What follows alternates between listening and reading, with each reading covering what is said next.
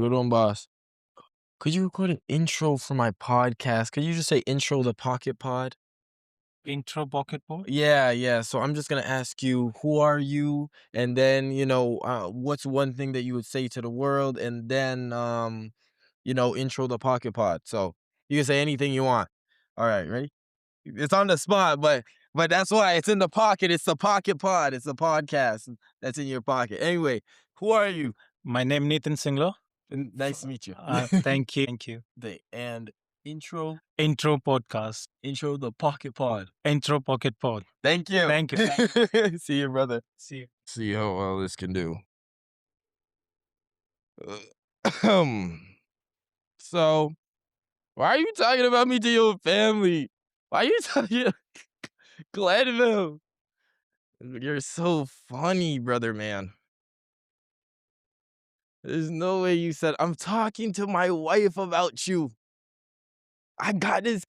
I understand. And the thing is, my mom said, I think everyone you meet goes home and talks about you. You may be correct. You may be correct. I'm not gonna lie to you. But yo, what I'm getting at here, I was just thinking as I'm walking, I'm just pondering. And I keep remembering a moment. It was the other day in the thank you, OSAP money. Thank you, OSAP money episode. Because Tito, before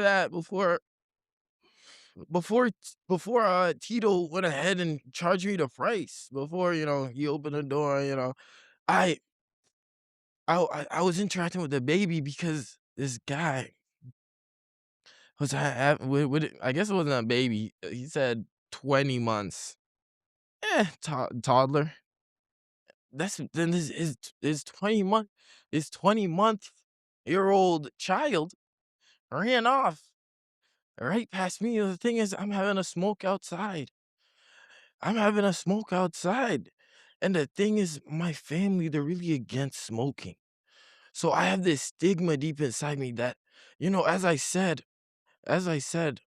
you only think you know what other people think. It's like I think that they think, but it's really just I think. So if you have negative thoughts, if you have these negative uh preconceptions about yourself, these that people are viewing you negatively, poorly, like, oh damn, I just fell. They're probably laughing at me. They think I'm an idiot. Why? Well, you some the ones that are laughing, okay. Okay, but what about the ones that aren't? But what about the ones that aren't? So it's I think, but you can just as easily think, oh, nah, they understand. It happens. We're all human. They don't even care. Like, all right. In fact, oh, they're sympathetic. Nah, that guy actually fell yesterday. Bro, I said that the other day. This girl fell. I'm parking the car. This girl fell because there was a rain, and then snow. So then it really got the ice. It got the ice underneath.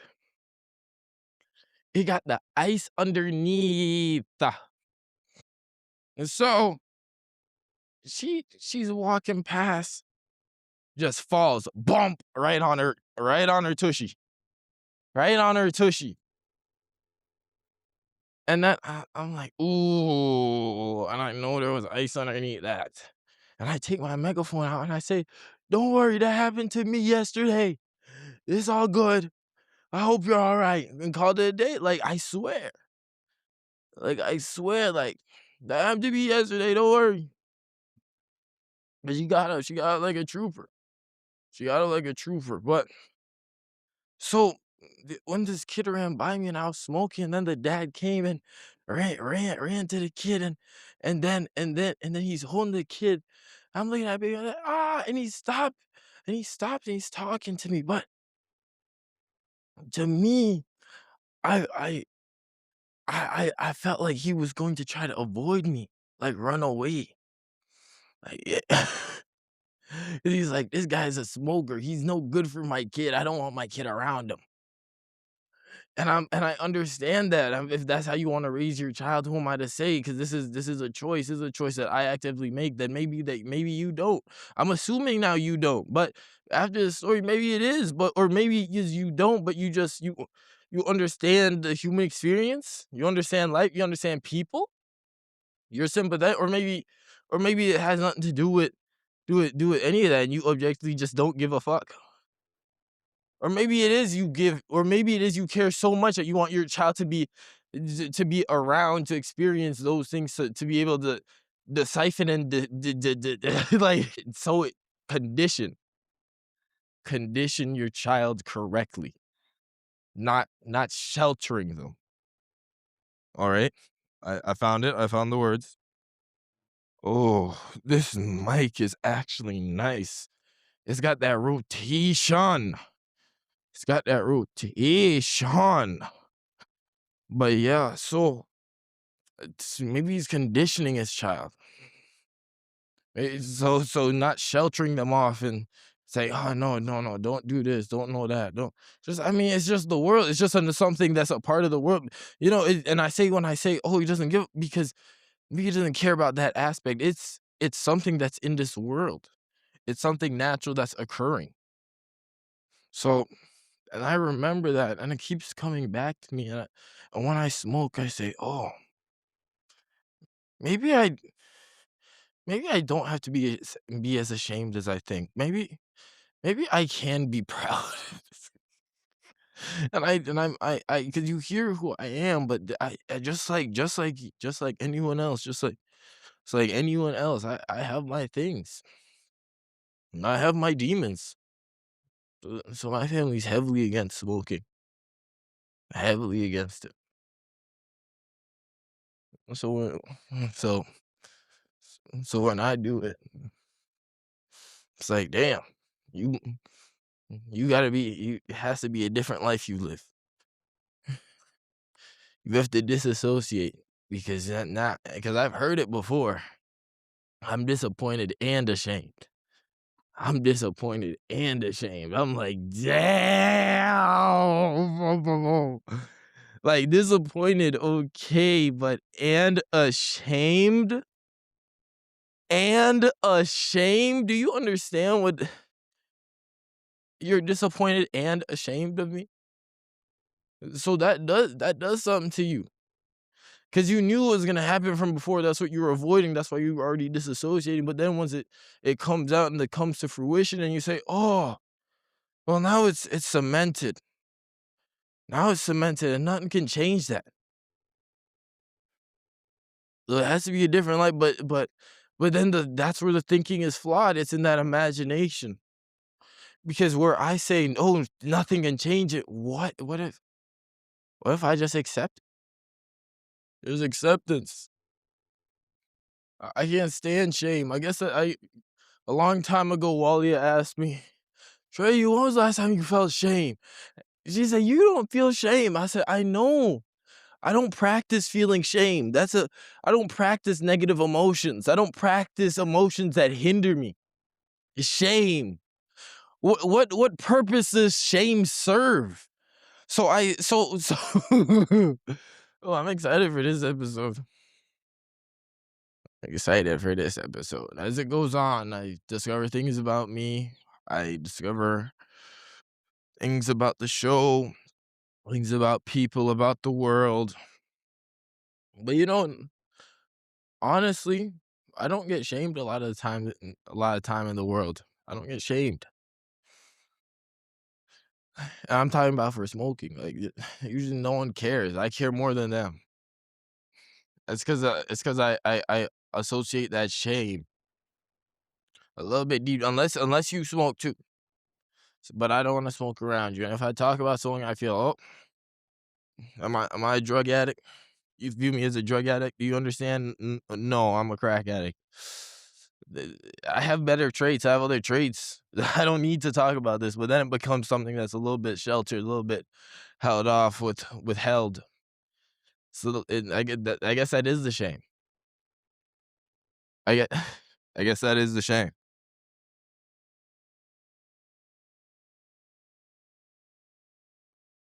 Uh,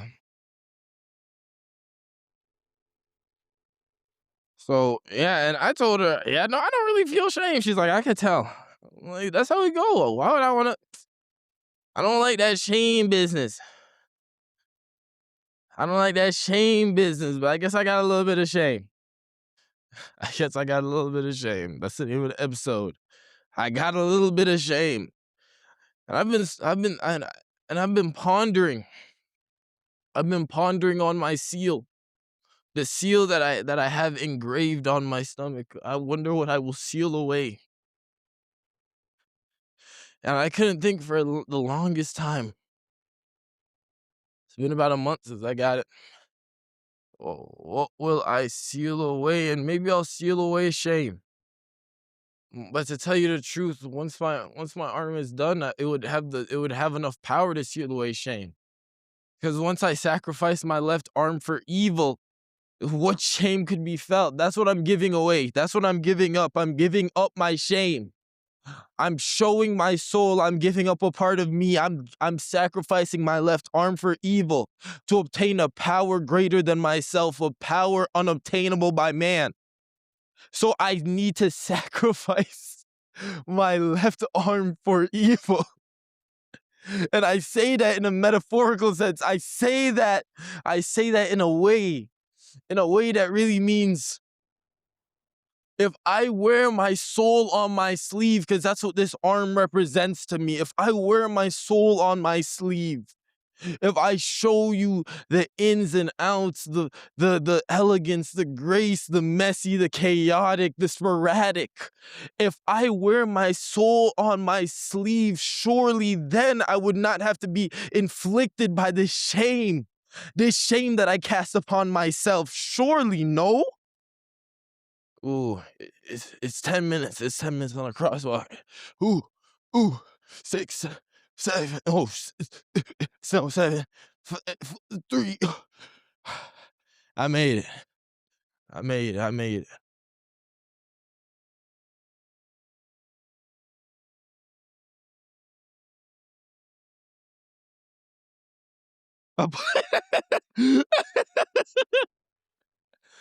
Yo, I'm crossing the road. Yo, I'm crossing the road there. It's just about to turn green. As it turns green, I pull my swords out, extend, and say, "Go!" And then run off. But yeah. Oh, so in my head, that's what I think. I've stopped. I even Royal asked me. He said, "It's nice not having to hide your arm anymore, eh?" I'm like, "Yeah, yeah. It feels like my soul is free. Like, huh? And what did I say? The sleeve is? Oh, it's my soul. Oh, my soul is free. My soul is free to breathe. So I had to sacrifice my left arm. Oh, so that's how it go, Masa. So that's how it go." I'm a madman. You are listening to a madman's diary. The attempt into being a better person. Damn, he chiefing. He is industrial. Yo, when they got the industrial vapes, they mean business. Oh, I'm in the mall. I'm in the worst mall. Um, mm, mm, mm, mm, mm, mm, mm, mm. I'm in the mall. My hair's so fresh that I don't even have it out. They don't need to see though. TBH. I just know I got it on me. I don't think there's anything I would want at this mall. I swear she's destined for the screen. Closest thing to bitter life that you've ever seen, but lately running down to the riptides. I want to be your man. I hear my bows, yeah. But yeah, but yeah, what I said earlier, yo, this pod, bro, I really see it. I really see it. I really see it. Every every every every intro, a new person, glorious. I really see an episode every day, glorious. I really see it. Yeah. I will surpass the Father. I will surpass One Piece. Just give me time. Give me time. 1,000. Where they at right now? I yo, I've been taking big breaks from One Piece because the thing is, when Wano happened, when Wano happened, I caught up. I was up to date. I was weekly. I can't do that. I don't do that. That's not something I participate in. That's not something I participate in. So I had to take a break. I had to take a break. So when I took this break, I let the episodes build back up so I could binge. I'm a binger. I'm a binger. It's good. I just wanna reward myself. I'm greedy. That's all I know. That's all I know. I want I want this episode, I want that episode, give me another episode, that to be continued. Oh, that I can't do that. I know, especially with you, especially with you. I know. I know you can't. Oh, I'm tired of this heavy jacket, bro. Fucking heavy, bro. This test. Yeah, so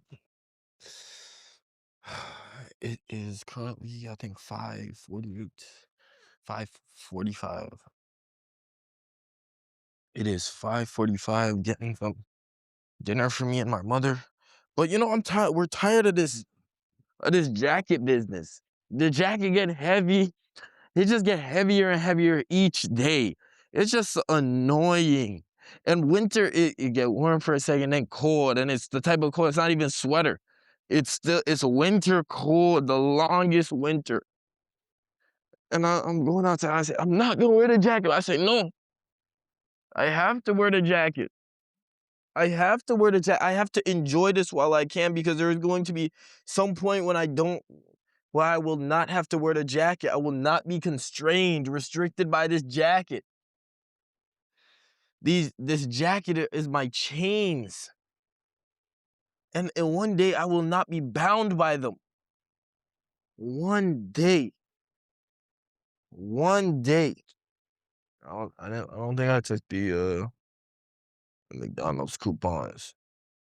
So one day, one day I won't have to suffer. One day I won't have to suffer. And I look forward to that day. Truly and honestly, I look forward to that day. But as it stands currently, I have not made it to that point. As it stands currently, as it stands now, I have not made it to that point. So I carry this jacket, and I love to carry things physically. It's that physical love, because I carry a lot mentally, but then, when you carry so much mentally, at some point you forget what you're carrying. At some point you become disjointed from what you're carrying. You don't remember the weight of it all. But when you have to physically hold, when you have to physically hold what you represent, what you must carry, it's a different story. It's a different story. I can't remember where I put the coupons. I can't remember where I put the coupons. Oh, it was in my pocket the whole time. Oh, no, that was a different piece of paper. What's this? Oh, M&Ms. Okay. See, let me look in my pants pocket. Oh, it was in my pants pockets the whole time. There you go. But yeah, that's what I was saying. At some point, At some point, you forget all that you carry. At some point, it becomes distorted. It's diluted. This legacy you carry, all that you stand for, the interaction of the people, it becomes diluted because when you hold so much and you keep getting stronger and you hold, the more you lift, the more you carry. At some point, the older things they become lighter. It becomes easier to bear. So that is the delusion in itself. The more you lift, as you get stronger and stronger, as you persevere, as you continue to walk this earth. At first, the hardest steps you've ever taken, were your first. And every subsequent step after that became a little bit easier, a tiny bit, a little bit here, a little bit there. It wasn't in a day, but every step became a little bit easier. And that's what you got to remember. So in the same way, you forget the weight of those first steps. You forget what those first steps meant, how foundation, how crucial, how miraculous even. How miraculous those first steps really were. So, what I like to physically carry what I represent. I like to fit what I carry photos in my breast pocket in this jacket. In this jacket I carry I carry photos. And there was a guy and we're talking and he's like, oh this, oh that, and we're talking and he's like, oh, you went skydiving? You say where you went skydiving? That's cool. I'm like, yeah, I went skydiving. And he's saying to me, I'm like, yeah, yeah. He's like, how was it? How was the experience? What you have photos? I take out a photo from my jacket pocket, my breast pocket. I scrolled through. They're about there. I got about 35 of these, give or take. I give out autographs. Well, so give or take. And then I scrolled through about 8. Oh yeah, here's a photo of me skydiving, and here's me when I landed. He's like, how did you have these ready? I told him I've been through this before. He's like, you've lived a lot of life. I know that. You're an interesting fella. You've lived a lot of life. And I know that. And he knows that. And he said, you've gone through this interaction. You lived so much life, you've started to repeat. And that repeat has become second nature. You're prepared. Yeah, buddy! Yeah! I see guys on motorcycles. They popping their shit. They popping their wheelies. They popping their wheelies. They getting tricky with it. They getting tricky with it. That's why I keep my megaphone right here by my side. Right here by my side. But as I was saying, it's you become deluded at some point. You forget. You forget the gravity, the stakes. And I never want to forget the stakes.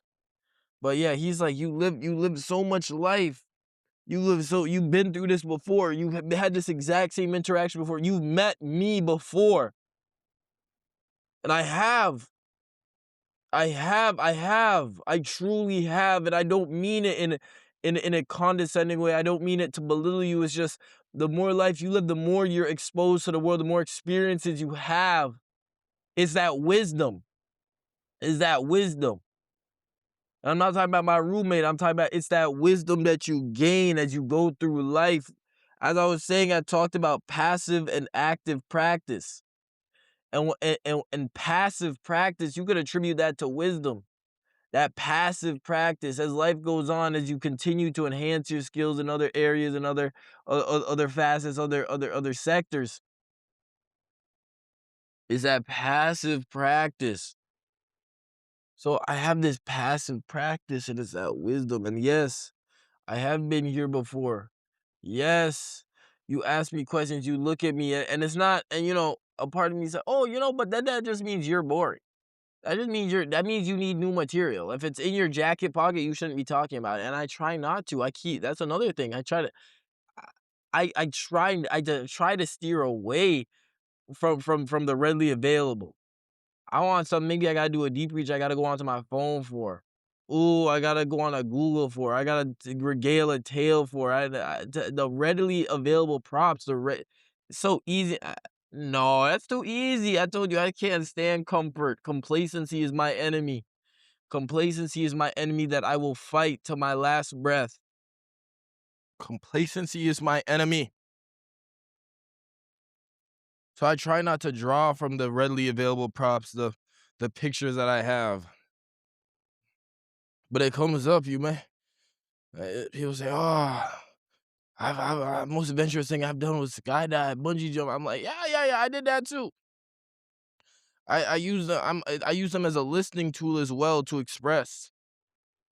I'm engaged, yes. That thing you said, yes, I have a photo. That activity, I did it also. He's like, you've lived so much life. You've done so much living. You've done this before. Look, the saying is you die a hero or you live long enough to see yourself become a villain. But what that truly means is at some point when you live enough, when you continue to have enough life, when you've experienced enough, look, let's say you were immortal and each day you do something. You do something you've never done before. That means at some point you would have done everything there ever could be to do. At some point, and then that's the turning point. That's the turning point where you exceed infinity, where you dream larger than the imagination. Fuck me. I started this podcast. I started this pod just to as a means to an end to my 3-part cinematic universe, but it's transcended and become more than that because I put this thought, I put that imagination into this reality, and now I'm seeing how it interacts. And it's a beautiful thing. This pod became something I could cherish, a voice. Look, I try to be a voice for the voiceless, but when the voice is for the voiceless, who's the voice for the voiceful? Because the voiceful got their own voice, but who's the voice for the voiceful? Because they often represent themselves. So because you got the voice for the voiceless, but who's the voice for the voiceful? Look at it, and that's what this pod is. Because I got enough voice. I already got enough voice for the voiceless. So then naturally, I would have enough voice for the voiceful. So I got to represent both. So when I say I carry the weight of the world on my shoulders, I truly mean so in every way. Everyone carries something. Everyone carries a lot. Everyone has their own story. Everyone has their own story. That's why I got so much joy in my heart for all. So it's life, it's a beautiful, precious thing. This life that we are blessed with, this chance that we are given, this opportunity. I chose Chia today. Costco, please sponsor me. A voice for the voiceful. That's the name of the episode. A voice for the voiceful. Look, I'm just a guy. Sarah said that part killed her. Sarah said that part was killing her. When I would say, I'm just a guy. I'm just like, because I am.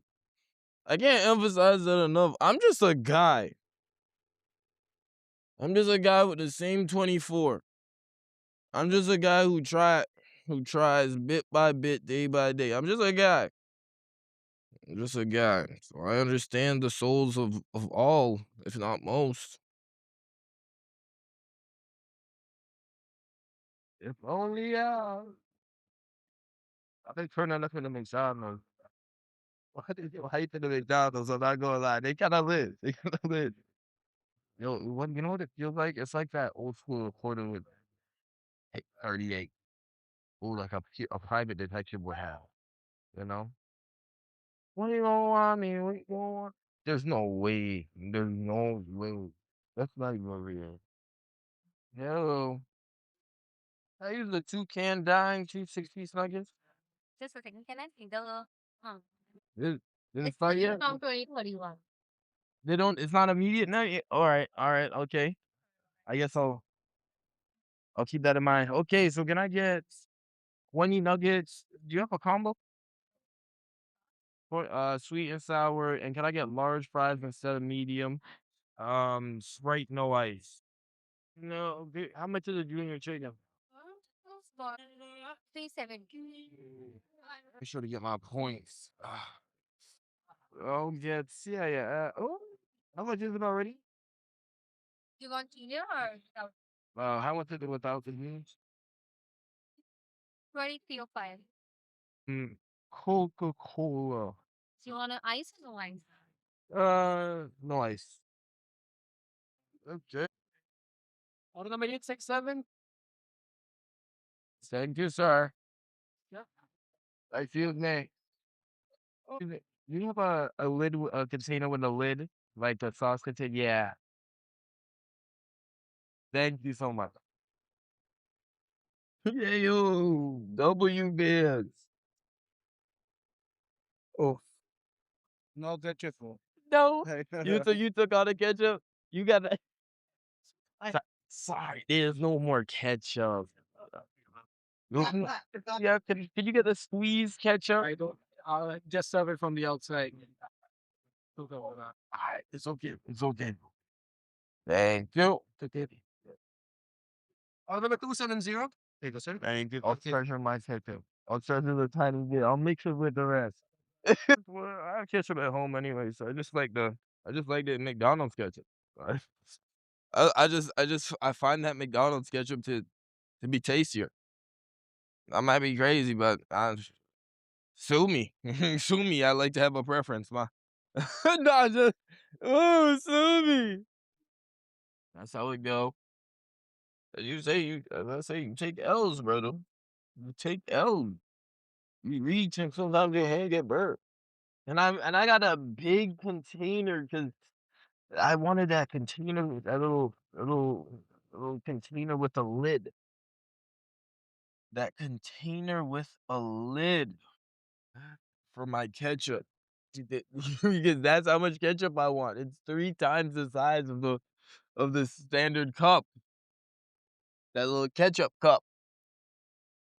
I want more ketchup. I'm a ketchup fiend.